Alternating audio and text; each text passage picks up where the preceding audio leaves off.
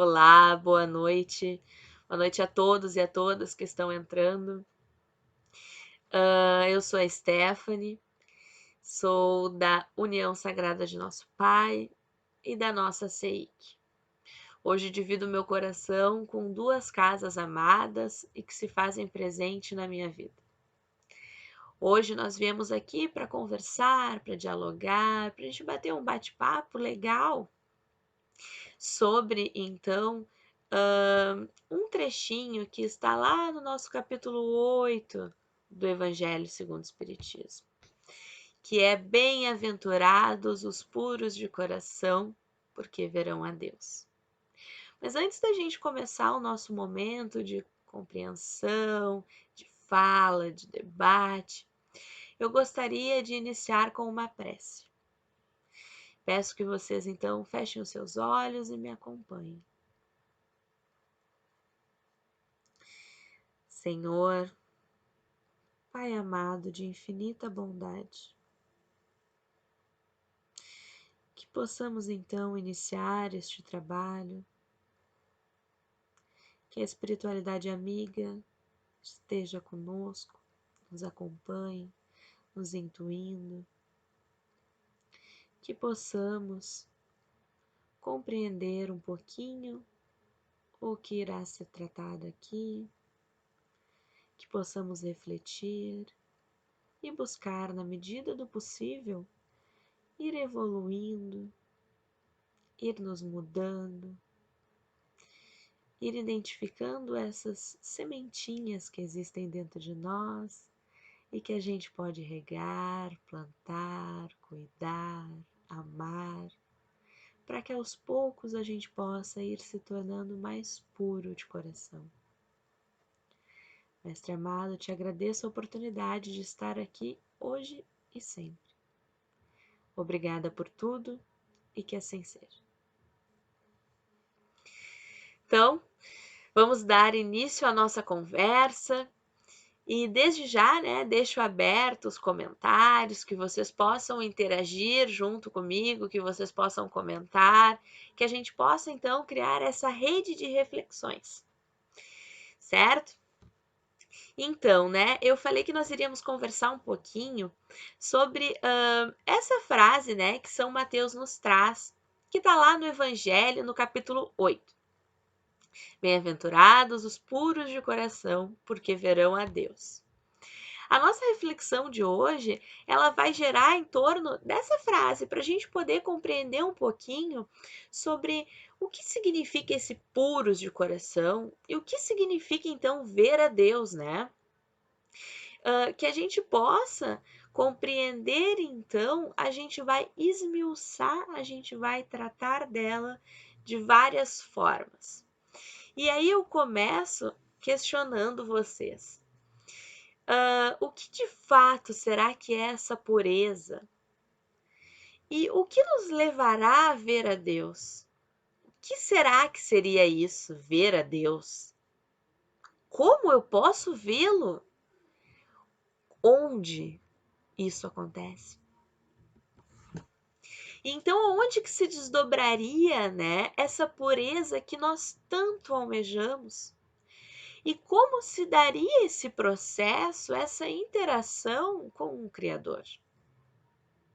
Essas são perguntas, são reflexões que nós vamos tentar responder, tentar conversar, dialogar em cima delas. E aí é preciso então que a gente recorde um pouquinho algumas coisas. A primeira coisa que nós vamos recordar é a questão 10 e 11, as questões 10 e 11 do Livro dos Espíritos, onde a questão 10 diz o seguinte: pode o homem compreender a natureza íntima de Deus? Kardec questiona os espíritos, e os espíritos respondem: não, falta-lhes para isso o sentido. Ou seja, nós um dia ainda vamos poder ter esse entendimento mais profundo do Criador, mas na medida que nós formos evoluindo, e aí nós vamos poder compreendê-lo de fato. E esse, né, é o entendimento mais profundo, porque está relacionado a esse processo de evolução de nós mesmos. Então, se nós quisermos de fato entender e ver a Deus, é preciso que a gente invista em melhorar e em progredir, em avançar espiritualmente, em desenvolver estas faculdades que ainda estão adormecidas em nós mesmos. Aquelas sementinhas que eu falei lá na nossa prece. As sementinhas que nós temos dentro de nós, mas que muitas vezes ainda não estão germinadas. Chegou o momento da gente cultivar, da gente cuidar, da gente regar delas. E aí eu vos convido então para nós, lermos a questão 11 do Livro dos Espíritos, onde Kardec, sabiamente foi costurando essas questões. E aí a questão 11 ele pergunta assim: será dado ao homem compreender o mistério da divindade? E os espíritos respondem: quando não mais tiver o espírito obscurecido pela matéria, quando, pela sua perfeição, se houver aproximado de Deus, ele o verá e o compreenderá. Então, esse nosso processo de aperfeiçoamento, ele é como um caminho, como uma estrada. É aos poucos que nós vamos desenvolvendo essas habilidades de perceber o Criador e de podermos então nos aproximar dele, ir desenvolvendo esses sentidos e essa relação que vai nos permitir nos aproximar desse Criador. Mas eles também falam que o nosso maior obstáculo ainda é a matéria. Então, meus amigos, para que a gente possa evoluir espiritualmente, é preciso que a gente possa se desmaterializar-se cada vez mais. E que a gente possa fazer com que a natureza espiritual se sobreponha à natureza material. Porque evoluir é desmaterializar-se, é purificar-se. E aí eu vos questiono: vocês lembram como é que é o nome dos espíritos que chegam no final deste processo? Na escala espírita, eles receberam o nome de espíritos puros. Aqueles que a matéria não tem mais influência nenhuma. Eles até podem encarnar, reencarnar, com certeza, mas como missão, como Cristo, com o título de missão, mas não de necessidade, porque os mesmos já se purificaram. E eu aqui vos lembro mais uma questão do Livro dos Espíritos, a questão 244, onde Kardec pergunta aos espíritos: os espíritos veem a Deus? E os espíritos vos respondem: só os espíritos superiores o veem e o compreendem. Os inferiores, assim como nós, agora essa parte foi eu que adicionei, assim como nós, assim como eu, o sentem e o adivinham. Ou seja, nós ainda estamos tateando tudo que se refere a Deus. Mas quanto mais for elevado o grau do nosso espírito, mais nós vamos poder ter a visão e a compreensão desse conjunto todo. E isso é o que está, sintetizado na mensagem de Deus. Mas é claro, meus queridos, isso é um processo gradual e contínuo. Não é de hoje para amanhã, não é segunda-feira eu vou ser um espírito puro. Não, não é assim. É uma busca por aperfeiçoamento contínuo, gradual. E aí, por que nós ainda nos perdemos nessas purezas? Por que nós ainda não conseguimos, né, buscá-la? O que ainda nos bloqueia, vamos dizer assim, né, para desenvolvê-las? São as questões materiais que nós havíamos falado, mas ainda porque nós estamos preocupados com as questões de apresentação do que de fato com as questões interiores que habitam dentro de cada um de nós. E esse foi um dos maiores desafios que Jesus encontrou. Porque quando ele esteve conosco, né, era um outro momento, era um outro tempo, e eles tinham a ideia de que essa pureza, né, esse estado de pureza, que para bem se relacionar com o Criador, estava relacionado às práticas exteriores. Estava mais relacionado às práticas exteriores, de lavar tantas vezes a mão antes da refeição, né? Mas eles estavam isso mais relacionados às práticas exteriores do que propriamente as do coração, ou a de uma mudança íntima. Mas nós sabemos que não é bem assim. Nós sabemos que a prática do coração, da nossa reforma íntima, do que nós sentimos lá no fundinho, é o que realmente importa. São as nossas intenções. E eu vos convido vocês, então, a um momento de pausa, a um momento para reflexão, para um momento que a gente possa pensar em nós, nessa reforma íntima, como nós estamos caminhando com isso. Como renovar esses sentimentos que habitam no nosso coração? Vos convido então para escutarem esta música, que se chama Aos Pés do Monte.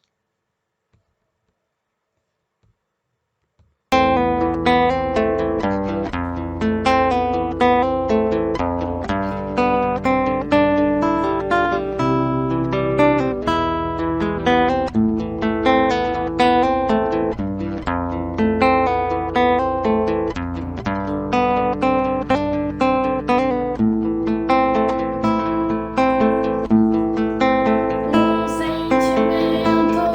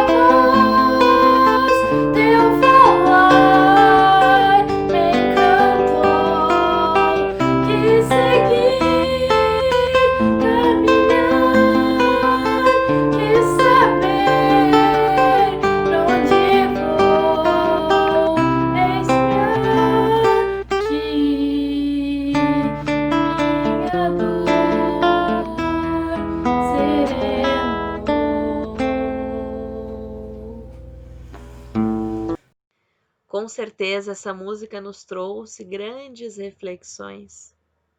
Mas para que a gente possa continuar nessa linha de raciocínio, eu peço licença para vocês para que eu possa ler uma parábola, a parábola do bom samaritano.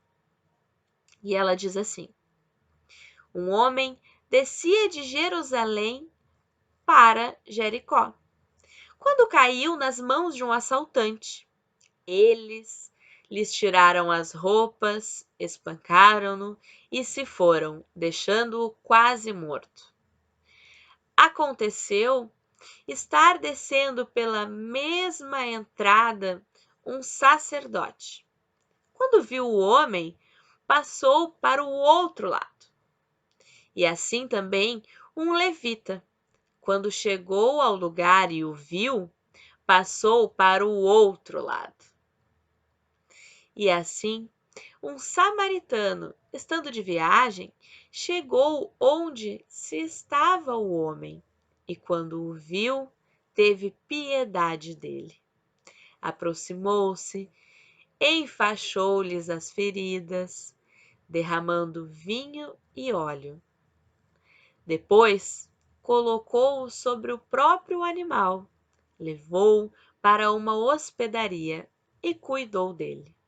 No dia seguinte, deu 2 denários ao hospedeiro e lhe disse: cuide dele. Quando eu voltar, lhe pagarei todas as despesas que você tiver. E qual destes 3 você acha que foi o próximo do homem que caiu nas mãos dos assaltantes? Aquele que teve misericórdia dele, com certeza, respondeu o perito na lei. E Jesus então lhe disse: vá e faça o mesmo.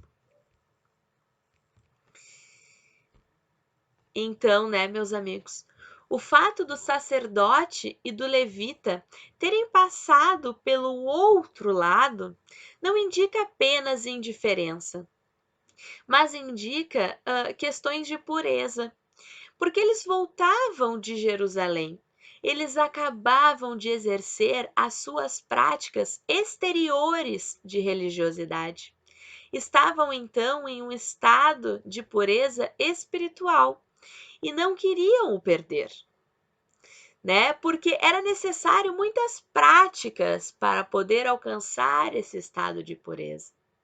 Então, quando viram aquele homem caído, pensaram: de onde é? Quem será? Será que é um samaritano? Um gentil? Um judeu?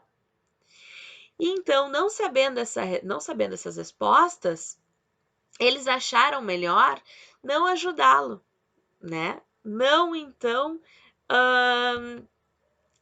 estender a mão, não tocá-lo, porque poderiam perder essa pureza ritual. E deixaram aquele homem, ali, inconsciente, mas por segurança e zelando pela sua própria pureza, se afastaram, acreditando que aquilo fosse a maneira correta, de estar mais próximo de Deus. Mas ao passo que o samaritano, considerado um herege, olha e ajuda aquele indivíduo, derramando em suas feridas o vinho e o óleo. O mesmo vinho e o óleo que o sacerdote e o levita haviam acabado de derramar lá no altar do templo, em oferta ao Criador. E aqui, nessa parábola, Jesus implicitamente nos diz: quem conservou a pureza de fato, meus amigos e minhas amigas? Quem será que estreitou de fato esses laços com Deus? Quem será que é o mais puro de coração? O sacerdote, o levita ou o samaritano? E aí, eu vos questiono e me questiono: como será que está a nossa relação com o nosso semelhante? Como diz Emmanuel no livro Fonte Viva, no capítulo 30, todos nós trazemos em nós um gene da divindade. Purificar o coração ou alcançar a pureza nunca é se esquecer que em todos há esse gene, que em todos há esta condição. Então, como está o nosso caminho em direção a essa pureza espiritual? E aqui eu vos convido para mais um momento de reflexão, escutando a música, a canção que a gente fez. Os velhos sempre de outras tantas, que sua vontade sempre permaneça viva e que o amor quebre qualquer barreira junto com teu mar. Como nos velhos tempos de outras tantas, que seu poder esteja em suas mãos e só dependa de ti pra exercitar. Porque te detém de sonhar, sabe que não pode ter medo de errar e a vitória diante do seu olhar está. Porque te detém de amar, sabe que não pode viver pro dia e o medo já tomou rumo pra outras distâncias. As dores da alma que a gente plantou parece que não se esquecem de nós, mas vamos mudar, não vamos nos entregar, esse não é o fim. Os tombos da vida que a gente levou parece que vem só pra rir de nós, mas não vamos desistir, não paremos de cantar a canção que a gente fez. O momento é hoje, encoraje o seu ser, elevando os pensamentos a uma voz que te chama. Não deixe nada te deter. O momento é hoje, encoraje o seu ser, elevando os pensamentos a uma voz que te chama. Não deixe nada te deter.